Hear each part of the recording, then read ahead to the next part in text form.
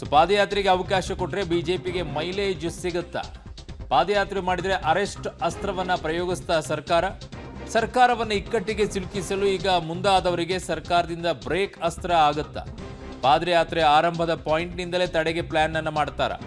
ಈ ಹಿಂದೆ ಕಾಂಗ್ರೆಸ್ ಮೇಕೆದಾಟು ಪಾದಯಾತ್ರೆಗೆ ಅನುಮತಿಯನ್ನ ಬಿಜೆಪಿ ಸರ್ಕಾರ ಕೊಟ್ಟಿತ್ತು. ಈಗ ಮೈತ್ರಿ ಪಾದಯಾತ್ರೆಗೆ ಅನುಮತಿಯನ್ನ ಕೊಡದಿದ್ರೆ ಬೇರೆ ರೀತಿಯ ಸಂದೇಶ ಏನಾದರೂ ಹೋಗುತ್ತಾ? ಸೊ ಇತ್ತ ಪಾದಯಾತ್ರೆಗೆ ಅನುಮತಿ ಕೊಡಿ ಅಂತ ಕೆಲ ಸಚಿವರಿಂದಲೂ ಕೂಡ ಪ್ರಸ್ತಾಪ ಬರ್ತಾ ಇದೆ. ಸೊ ಈಗ ಪಾದಯಾತ್ರೆಗೆ ಅವಕಾಶವನ್ನ ಸರ್ಕಾರ ಕೊಡುತ್ತಾ? ನೋಡಬೇಕು ಈ ವಿಚಾರದಲ್ಲಿ ಏನಾಗುತ್ತೆ, ಸರ್ಕಾರ ಯಾವ ರೀತಿಯಾಗಿ ಇದರಲ್ಲಿ ನಿಲುವನ್ನ ತೆಗೆದುಕೊಳ್ಳುತ್ತೆ ಅನ್ನುವಂಥದ್ದು ಬಹಳ ಮುಖ್ಯವಾಗಿದೆ. ಓಕೆ, ನನ್ನ ಸಹೋದ್ಯೋಗಿ ಪೊಲಿಟಿಕಲ್ ಬ್ಯೂರೋ ಹೆಡ್ ಆಗಿರುವಂಥ ರವೀಶ್ ನನ್ನ ಸಂಪರ್ಕದಲ್ಲೇ ಇದ್ದಾರೆ. ರವೀಶ್, ಈಗ ಪಾದಯಾತ್ರೆಗೆ ಅವಕಾಶ ಕೊಟ್ಟರೆ ಹೇಗೆ ಈ ಸರ್ಕಾರ ಫೇಸ್ ಮಾಡಬೇಕಾಗತ್ತೆ? ಕೊಡದೇ ಇದ್ರೆ ಅದನ್ನ ತಡೆ ಹಿಡಿಯುವಂತ ಪ್ರಯತ್ನವನ್ನ ಮಾಡಿದ್ರೆ ಅದನ್ನ ಯಾವ ರೀತಿಯಾಗಿ ಫೇಸ್ ಮಾಡಬೇಕಾಗತ್ತೆ ಈ ಸರ್ಕಾರ? ಅರುಣ್, ಖಂಡಿತವಾಗಿ ಕೂಡ 2011ರ ಸಂದರ್ಭದಲ್ಲಿ ಬಳ್ಳಾರಿ ಪಾದಯಾತ್ರೆ ನಡೆದಂಥ ಸಂದರ್ಭದಲ್ಲಿ ದೊಡ್ಡ ಮಟ್ಟದ ಸಕ್ಸಸ್ ಕಾಂಗ್ರೆಸ್ ಕೂಡ ಸಿಕ್ಕಿತ್ತು. ಯಾಕೆಂದರೆ ಕಾಂಗ್ರೆಸ್ಸೇ ನಿರೀಕ್ಷೆ ಮಾಡಿರಲಿಲ್ಲ ಅಂದರೆ ಆ ಒಂದು ಬಳ್ಳಾರಿ ಪಾದಯಾತ್ರೆಯನ್ನು ಒಂದು ನಿರ್ಧಾರವನ್ನು ತೆಗೆದುಕೊಂಡಂಥ ಸಂದರ್ಭದಲ್ಲಿ. ಆದರೆ ಅದು ಮುಗಿಯೋಷ್ಟೊತ್ತಿಗೆ ಕಾಂಗ್ರೆಸ್ಗೆ ದೊಡ್ಡ ಮಟ್ಟದ ಬೂಸ್ಟನ್ನು ಕೂಡ ಕೊಟ್ಟಿತ್ತು.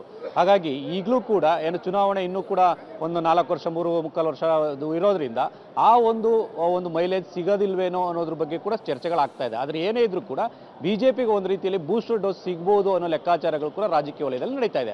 ಆ ಕಾರಣಕ್ಕೋಸ್ಕರವಾಗಿಯೇ ಬಳ್ಳಾರಿ ಮಾಡೆಲ್ ಪಾದಯಾತ್ರೆ ಏನಾದರೂ ಆಗಿಬಿಟ್ರೆ ಈ 1 ವಾರಗಳ ಕಾಲ ನಿಜಕ್ಕೂ ಕೂಡ ಅದು ಸರ್ಕಾರದಕ್ಕೆ ಒಂದು ರೀತಿಯಲ್ಲಿ ದೊಡ್ಡ ಮಟ್ಟದ ಹಿನ್ನಡೆ ಅಂತ ಆಗುತ್ತೆ. ಈ ಹಿನ್ನೆಲೆಯಲ್ಲಿ ಆ ಪಾದಯಾತ್ರೆಗೆ ಅನುಮತಿಯನ್ನು ಕೊಡಬಾರ್ದು ಅಂತಲೂ ಕೂಡ ಕೆಲ ಸೀನಿಯರ್ಸ್ ಮಿನಿಸ್ಟ್ರು ಕೂಡ ಹೇಳಿರ್ತಕ್ಕಂಥದ್ದು. ಆದರೆ ಕೆಲವರು ಈಗಾಗಲೇ ಮೇಕೆದಾಟು ಪಾದಯಾತ್ರೆ ಆಗಿರ್ಬೋದು, ಮತ್ತು ಬೆಂಗಳೂರಿನಲ್ಲಿ ಸ್ವಾತಂತ್ರ್ಯ ನಡಿಗೆ ಒಂದು ಪಾದಯಾತ್ರೆಯನ್ನು ಕೂಡ ಮಾಡಿದ್ವಿ, ಹಾಗಾಗಿ ಇದಕ್ಕೆಲ್ಲದಕ್ಕೂ ಕೂಡ ಪರ್ಮಿಷನ್ ಕೊಟ್ಟಿದ್ದಾರೆ ಅವ್ರ ಸರ್ಕಾರ ಇದ್ದಂಥ ಸಂದರ್ಭದಲ್ಲಿ. ಇಂಥ ಸನ್ನಿವೇಶದಲ್ಲಿ ನಾವು ವಿರೋಧ ಪಕ್ಷದ ಒಂದು ಹೋರಾಟವನ್ನು ಹತ್ತಿಕ್ಕೋದು ಬೇಡ, ಅವ್ರೇನು ಮಾಡ್ತಾರೆ ಅದು ಮಾಡಲಿ ಅಂತಲೂ ಕೂಡ ಕೆಲ ಸಚಿವರು ಹೇಳಿರ್ತಕ್ಕಂಥದ್ದು.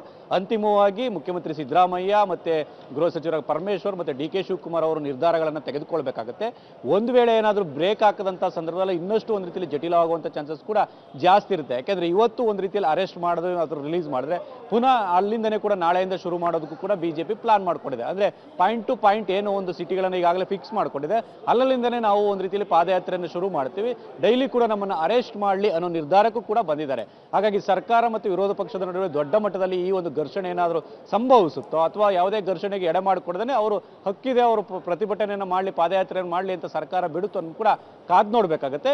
ಎಲ್ಲವೂ ಕೂಡ ಇವತ್ತು ನಡೆಯುವಂಥ ಸದನದ ನಡವಳಿಕೆಗಳು ಜೊತೆಗೆ ವಿಪಕ್ಷಗಳ ಒಂದು ಆಡಳಿತ ಪಕ್ಷದ ನಡುವಿನ ಬೇರೆ ಬೇರೆ ರೀತಿಯ ಒಂದು ಚಕಮಕಿ ಏನಿದೆ ಅದು ಯಾವ ಹಂತ ತಲುಪುತ್ತೆ ಅನ್ನೋ ಆಧಾರದ ಮೇಲೆ ಇದಕ್ಕೂ ಕೂಡ ಒಂದು ರೀತಿಯಲ್ಲಿ ಪಾದಯಾತ್ರೆ ಅನುಮತಿ ಸಿಗುತ್ತೋ ಅಥವಾ ಇಲ್ಲವೋ ಅನ್ನೋದು ಕೂಡ ಸ್ಪಷ್ಟವಾಗುತ್ತೆ. ಹಾಗಾಗಿ ಇವತ್ತು ಸಂಜೆ ಒಳಗಡೆ ಎಲ್ಲವೂ ಕೂಡ ಸ್ಪಷ್ಟವಾಗುತ್ತೆ ಅಂತಲೇ ಹೇಳ್ಬೋದು ಅವರು.